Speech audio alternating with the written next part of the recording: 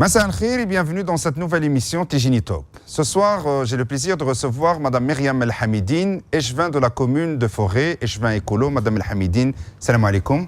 Alaikum salam. Alors, vous êtes échevin de l'égalité des chances, de la jeunesse, de la cohésion sociale, de la politique des grandes villes, de la santé, des pensions, des personnes handicapées, de la population, du culte, de l'état civil, des festivités en association avec le bourgmestre et des ententes patriotiques, beaucoup de compétences pour une nouvelle ou un nouveau échevin de la commune de Forêt.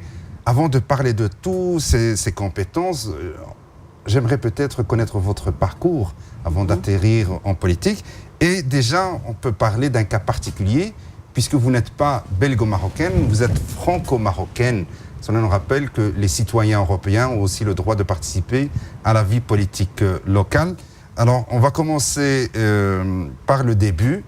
Vous êtes d'origine marocaine et vous êtes aussi française. Expliquez-nous un peu votre parcours avant d'arriver en Belgique et de faire la politique. Tout à fait. Salam alaikum. Alaikum salam. D'abord, je voulais qu'on m'appelle échevine. J'y tiens vraiment. Je suis une femme. Ça me fait plaisir qu'une femme soit élue ici à Forêt. Et j'y tiens vraiment que ça soit échevine plutôt qu'échevin. Non, parce qu'on a reçu des femmes politiques ici qui insistaient à ce qu'on les appelle échevins plutôt qu'échevines. Vous préférez échevine. Échevine. On prend acte. Voilà. Madame l'échevine, alors, vous êtes franco-marocaine. Oui, voilà. Moi, je suis née d'un papa marocain et d'une maman française. Je suis née à Agadir, je suis née au Maroc. J'ai vécu au Maroc toute mon enfance, toute mon adolescence. J'ai étudié au Maroc jusqu'à mes 18 ans, jusqu'au baccalauréat. Et puis, je suis venue en Belgique. Donc, c'est votre maman qui est française. Ma maman est française. Et qui réside au Maroc.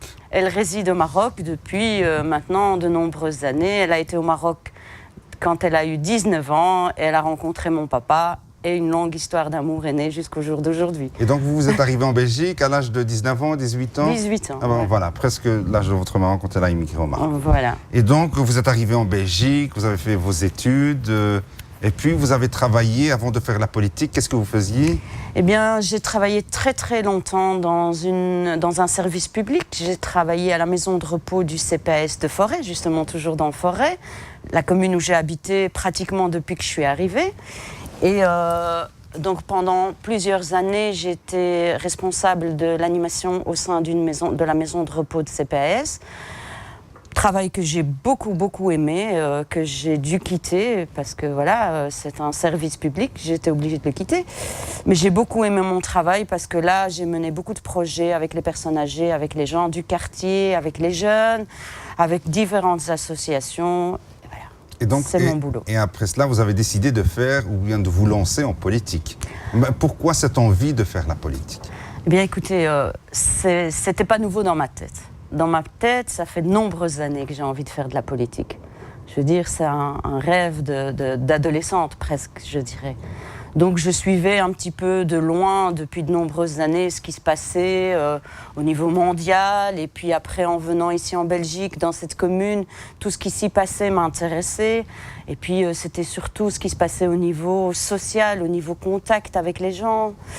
Et puis la vie a fait que j'ai eu des enfants et que j'ai voulu attendre que mes filles grandissent pour pouvoir m'engager à 100% en politique. Alors, vous avez décidé de faire la politique, de vous engager concrètement. Et vous avez choisi écolo. Pourquoi écolo et pas le PS par exemple ou le MR ou que voilà. sais-je? J'ai choisi écolo parce que écolo c'était le parti qui répondait plus à mes attentes au point de vue social. Point de vue social, si vous voyez chez écolo, il y a justement un président de CPAS écolo, M. Roberti, qui est là, qui renouvelle son mandat. Donc il a eu un mandat de président de CPAS il y a 6 ans. Il reconduit son mandat cette législature-ci. Et puis il y a eu chez écolo une personne, M. Englebert, qui était le président du foyer forestois il y a la législature précédente. Actuellement, il est premier échevin écolo à la commune de Forêt. Donc, et cet échevin qui était président du foyer forestois est maintenant un échevin qui a des compétences sur le logement. Le logement est aussi quelque chose qui interpelle très fort écolo. C'est curieux parce que parfois les gens pensent que adhérer à écolo, c'est le faire parce que le parti défend l'environnement, par exemple, ou bien, je ne sais pas, des valeurs écologiques. Oui. Alors que vous pensiez que Écolo défend plus ou répond plus à vos attentes sociales. Enfin, Écolo défend environnementales, aussi l'environnement très très fort. L'environnement, la mobilité, c'est pour ça que nous avons aussi un échevin qui a ces compétences-là. Mais Écolo, ce n'est pas que ça. Alors, vous êtes arrivé chez Écolo depuis 1 an et demi, c'est ça? À peu près, oui. Donc, oui. juste quelques temps avant les élections communales, et puis juste après les élections communales, vous êtes élu et le parti vous propose pour remplir ce poste d'échevin avec des compétences très importantes. C'est quand même pas très, très commun dans les autres partis. Donc on arrive et on devient échevin. Est-ce que pour vous c'était une surprise ou bien vous l'avez senti comme un état de fait naturel, puisque peut-être vous avez des compétences que les autres membres de votre parti n'ont pas? En fait, déjà, les citoyens m'ont fait confiance. Ça, c'est une chose. Les Forestois ont voté pour moi. Ça, c'est quelque chose déjà qui n'est pas négligeable. C'est vraiment important. Vous avez fait combien de voix, plus ou moins? J'ai fait 382 voix, si je ne me trompe pas. Donc vous présentez pour la première fois, vous êtes élu. Voilà. Vous dites, les Forestois me font confiance. Les Forestois me font confiance, c'est la première chose. Et mon parti m'a fait confiance. Les têtes de liste m'ont fait confiance. Madame Heutebroek m'a fait confiance. La régionale m'a fait confiance. Le parti Forêt Écolo m'a fait confiance. C'est pour ça que je suis là aujourd'hui. Alors, échevine avec des compétences très importantes, égalité des chances, jeunesse, cohésion sociale, politique des grandes villes, je répète, santé, pension, personnes handicapées, état civil. Donc vous mariez les gens aussi? Je marie les gens, oui. D'accord. Alors on va parler de tout cela, mais comment ça s'est passé votre première arrivée dans votre bureau à la commune? Vous dites, qu'est-ce que c'est que tout ça? Je découvre comment je vais faire pour réussir mon mandat. C'était des questions que vous avez posées le premier jour? Écoutez, la volonté était là. La volonté est là, l'énergie est là, ce qui fait déjà beaucoup. En plus, je travaillais dans un milieu social où j'avais énormément de contacts avec différentes associations, avec différentes personnes au niveau communal, au niveau du CPAS.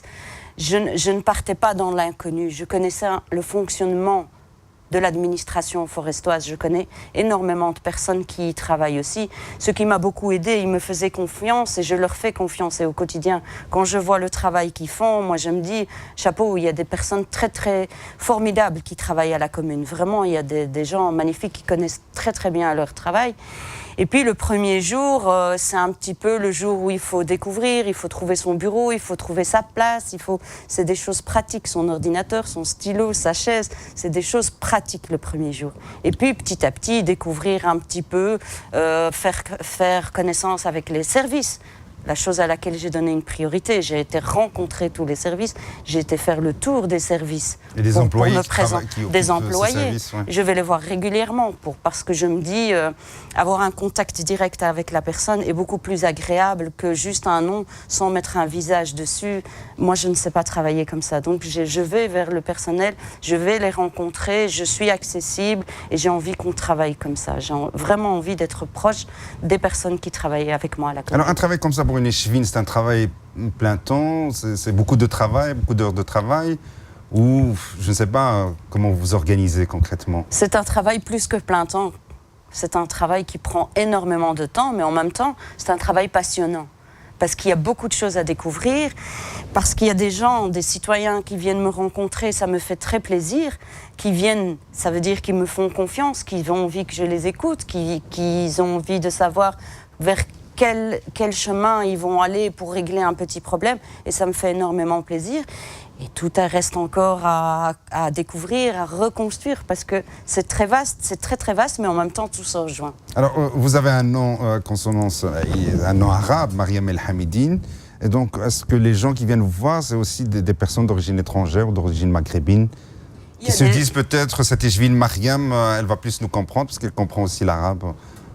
Peut-être. Par exemple, oui, par exemple. Peut-être que c'est plus facile pour certaines personnes de venir s'exprimer dans une langue qui leur correspond. Peut-être. Il y a aussi des femmes qui aiment bien venir se confier et demander quelque chose à une femme plutôt qu'à un homme. Oui, peut-être. Mais donc, vous recevez tout le monde, chaque personne Je reçois tout le monde, oui. À votre porte. Et donc, vous êtes échevine de l'état civil, population culte, état civil, donc Vous mariez les gens? Je marie les gens. Oui. Quel jour vous faites ça? Ah bah, il y a des mariages le samedi. Je travaille le samedi quand il y a des mariages. Je travaille.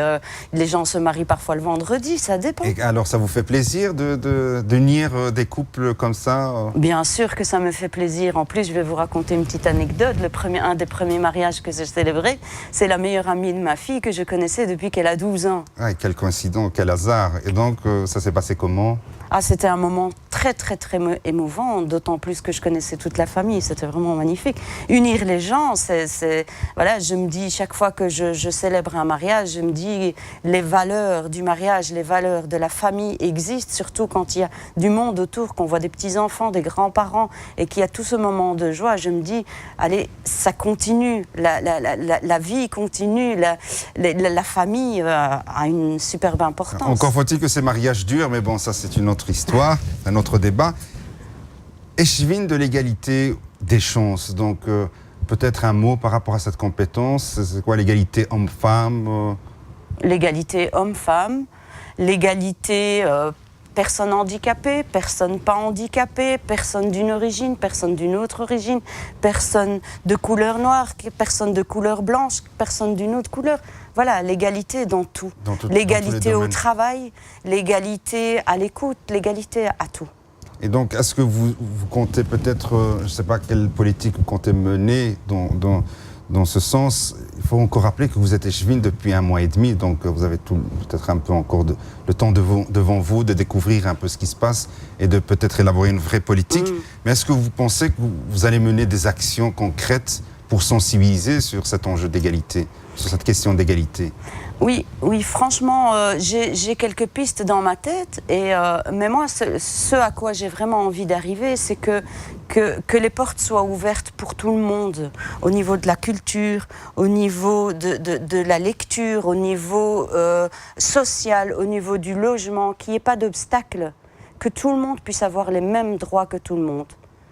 Alors, vous êtes aussi échevine de la compétence de la jeunesse. La jeunesse. C'est une grande compétence, mais je ne sais pas qu'est-ce qu'il y a comme matière concrète dans cette compétence. Est-ce que, je ne sais pas, vous êtes à l'écoute des jeunes? Est-ce que vous comptez mener des politiques concrètes à destination de ces jeunes? Et dans quel domaine? Vous savez, il y a beaucoup de jeunes à Forêt. Il y a beaucoup de jeunes qui parfois ne savent pas où se renseigner pour pouvoir se dire, voilà, j'ai fini mes études, comment dois-je faire pour trouver un logement? Quelles sont les démarches à faire, par exemple? Il y a des jeunes qui ont envie de suivre des études et qui parfois, il y a le centre PMS qui fait un boulot formidable, mais on pourrait mettre sur pied plusieurs places où les jeunes pourraient venir pour trouver les informations nécessaires. Et ce que je pourrais mettre en place par rapport aux jeunes viendra des jeunes. Est-ce que vous, je ne sais pas, vous collaborez avec, vous comptez sur les maisons de jeunes à Forêt? Je compte sur les maisons de jeunes. Ça relève de votre compétence? Oui. Il y a beaucoup de maisons de jeunes à Forêt? Il y a une maison de jeunes à Forêt qui se trouve pas très loin d'ici, qui est super active et qui a mené plein de projets, avec qui j'ai un très très bon contact et qui a envie de faire avancer les choses et de mettre sur pied plein de choses. Et donc vous comptez être à l'écoute des jeunes, donc vous allez les rencontrer pour peut-être entendre leurs doléances, leurs revendications?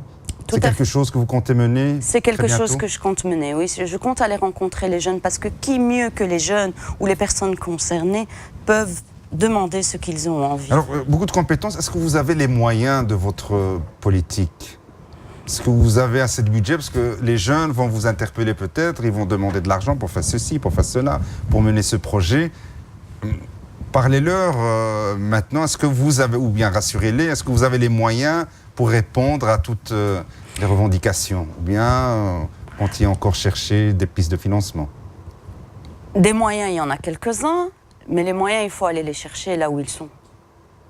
Là, il faudra aller chercher, il faudra que je creuse, il faudra que mes collaborateurs m'aident pour aller chercher les moyens, que pour pouvoir concrétiser les projets qui seront peut-être mis en route pour les gens. Alors, je vois aussi parmi vos compétences les festivités et les ententes patriotiques. Oui. C'est la première fois que j'entends parler d'une compétence pareille. En quoi consistent ces ententes patriotiques? Les ententes patriotiques, vous savez très bien qu'il y a eu des guerres. Malheureusement. Des guerres, malheureusement, chose pas très réjouissante. Ces personnes qui ont vécu des moments très très difficiles, je pense qu'il faut leur accorder un moment de célébration, qu'il faut reconnaître ces moments qui se sont passés dans leur vie, qui sont très très difficiles. Et donc il y a des commémorations, comme il y a certaines dates où il faudra marquer l'événement en allant visiter des monuments, en allant mettre des fleurs avec des personnes qui ont vécu des moments très très durs pour dire voilà, on n'oublie pas. Alors justement, peut-être on pourrait faire le lien avec la jeunesse. Parce que peut-être ce serait intéressant de mettre en contact ces personnes qui ont vécu des drames et les jeunes qui aspirent à une vie meilleure, peut-être pour développer des activités ensemble. Pour garder peut-être, pour faire un travail de mémoire aussi à destination des jeunes. Parce qu'il y a parfois des choses qu'on oublie. La Deuxième Guerre mondiale, malheureusement, a vu naître des atrocités ici en Europe. Et parfois les jeunes oublient que ça existait. Je vais vous dire, de par mon parcours professionnel précédent, j'ai énormément de respect pour les aînés. Énormément. J'ai mené beaucoup de projets intergénérationnels. Et pour moi, la transmission de mémoire est très importante. Et je pense que les jeunes et les personnes plus âgées ne doivent pas vivre chacun de leur côté, qu'ils doivent vivre ensemble. Parce que ce n'est que quand ils seront ensemble qu'ils pourront transmettre des choses. Les jeunes pourront apprendre aux aînés des nouvelles choses dont les aînés ont besoin, la nouvelle technologie, etc. Et les aînés ont plein de choses à apprendre. C'est une mémoire vivante. Alors je rappelle, vous êtes échevine écolo de la commune de Forêt.